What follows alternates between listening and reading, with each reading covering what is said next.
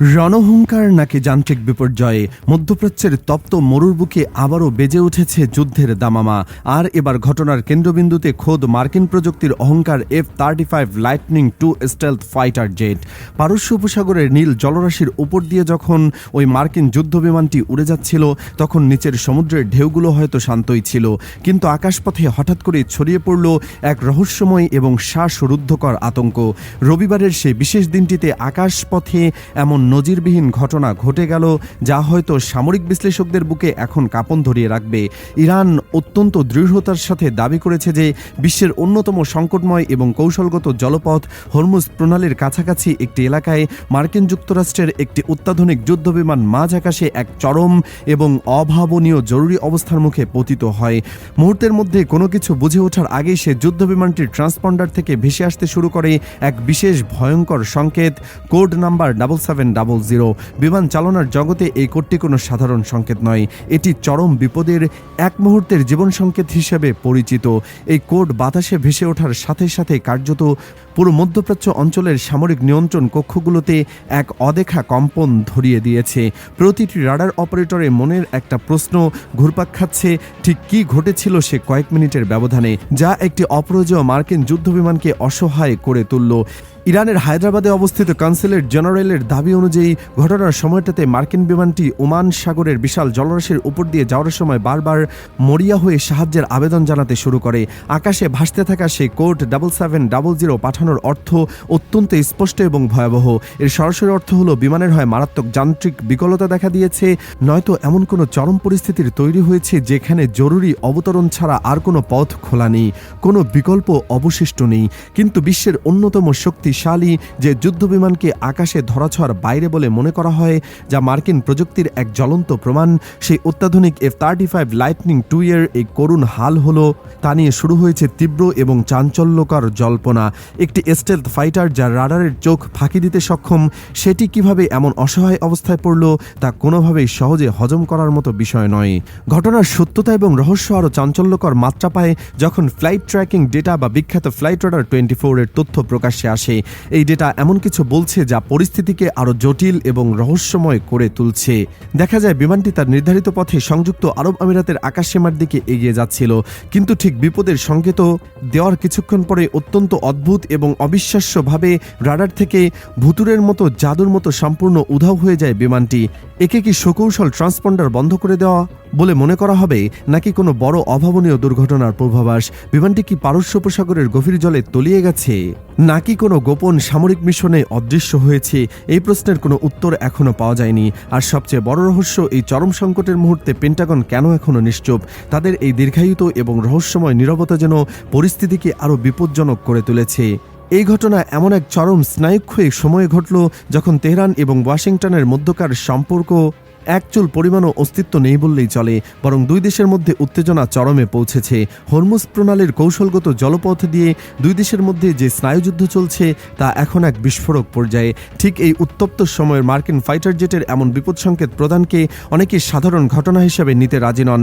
অনেকেই কি ইরানের বিরুদ্ধে ওয়াশিংটনের কোনো গোপন এবং সুদূরপ্রসারী চাল হিসেবেও দেখছেন। তাদের মতে এটি হয়তো ইরানের রাডার সিস্টেমকে বিভ্রান্ত করার বা তাদের সামরিক প্রক্রিয়া মাপার এক সুনিপুণ ফাঁদ। আবার অন্য একটি পক্ষ থেকে সম্পূর্ণ ভিন্ন চোখে দেখছেন। তারা মনে করছেন এটি মার্কিন বিমান বাহিনীর প্রযুক্তিগত চরম দুর্বলতার প্রমাণ। যে প্রযুক্তিকে অজয় বলে মনে করা হতো, তা কি মরুভূমির তপ্ত হাওয়ায় গলে যাচ্ছে? অন্যদিকে পুরো পরিস্থিতিকে আরও জটিল এবং বিস্ফোরক করে তুলেছে ইরানকে ঘিরে সাম্প্রতিক সামরিক উত্তেজনা এবং ড্রোন হামলার ঘটনাগুলো।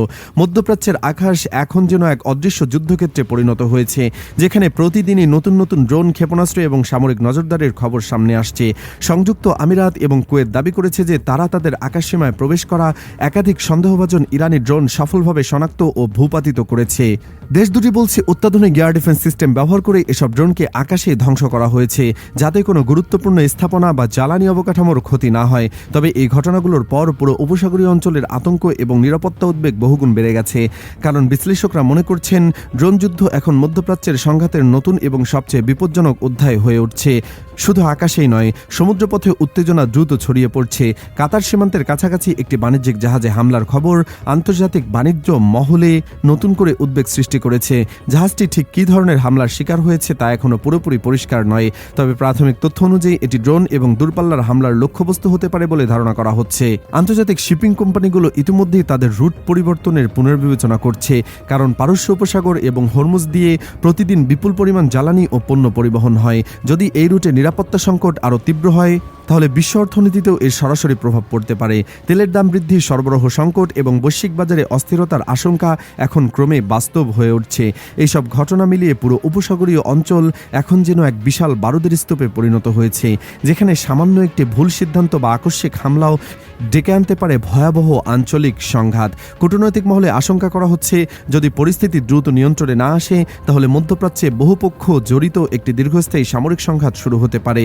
আর সেই সংঘাতের প্রভাব শুধু ইরান, উপসাগরীয় দেশ বা ইসরায়েলের মধ্যেই সীমাবদ্ধ থাকবে না, বরং এর ঢেউ ইউরোপ, এশিয়া এবং বৈশ্বিক জ্বালানি বাজার পর্যন্ত ছড়িয়ে পড়তে পারে। এই চরম উত্তেজনার মাঝে ইরানের সর্বোচ্চ নেতা মোস্তফা খামেনি সামরিক বাহিনীর শীর্ষ কর্মকর্তাদের নিয়ে একটি অত্যন্ত গুরুত্বপূর্ণ রুদ্ধদ্বার বৈঠক করেছেন বলে বিভিন্ন আন্তর্জাতিক সূত্রে দাবি করা হয়েছে। সেই বৈঠক থেকে বেরিয়ে আসা বার্তাগুলো ছিল কঠোর এবং স্পষ্ট। ইরান জানিয়ে দিয়েছে যে তারা কোনো ধরনের সামরিক চাপ বা বিদেশি আগ্রাসনের সামনে নতি স্বীকার করবে না। দেশটির পক্ষ থেকে বলা হয়েছে, যে কোনো হামলা বা উস্কানের জবাব তাৎক্ষণিকভাবে ও শক্তিশালীভাবে দেওয়া হবে। বিশ্লেষকদের মতে এই বক্তব্য শুধু রাজনৈতিক বার্তা নয়, বরং এটি মধ্যপ্রাচ্যের প্রতিপক্ষ শক্তিগুলোর উদ্দেশ্যে সরাসরি কৌশলগত সতর্ক বার্তা। ঠিক এমন সময় মার্কিন যুদ্ধবিমানের জরুরি সংকেত পাঠানোর খবর পরিস্থিতিকে আরও উত্তপ্ত করে তুলেছে। যদিও এ বিষয়ে পূর্ণাঙ্গ তথ্য এখনও প্রকাশ করা হয়নি, তবে বিভিন্ন সামরিক পর্যবেক্ষক মনে করছেন এটি হয়তো কোনো আকাশপথের সংঘর্ষ, ইলেকট্রনিক জ্যামিং অথবা প্রতিরক্ষা ব্যবস্থার সঙ্গে সংশ্লিষ্ট একটি সংকটের ইঙ্গিত বহন করছে। এই ঘটনাকে কেন্দ্র করে আন্তর্জাতিক মহলে নতুন করে জল্পনা শুরু হয়েছে। মধ্যপ্রাচ্য কি ধীরে ধীরে এমন এক পর্যায়ে পৌঁছে যাচ্ছে যেখানে কূটনীতির ভাষা হারিয়ে গিয়ে সরাসরি সামরিক শক্তির ভাষায় প্রধান হয়ে উঠবে? সব মিলিয়ে বর্তমান পরিস্থিতি এমন এক বিপজ্জনক ভারসাম্যের উপর দাঁড়িয়ে আছে, যেখানে প্রতিটি নতুন সামরিক তৎপরতা, প্রতিটি ড্রোন হামলা এবং প্রতিটি রাজনৈতিক বক্তব্য পুরো অঞ্চলের নিরাপত্তা কাঠামোকে আরও অনিশ্চিত করে তুলছে। বিশ্ব এখন তাকিয়ে আছে মধ্যপ্রাচ্যের দিকে, কারণ এখানকার একটি সিদ্ধান্তই হয়তো বদলে দিতে পারে আগামী দিনের বৈশ্বিক রাজনীতি ও অর্থনীতির পুরো হিসাব।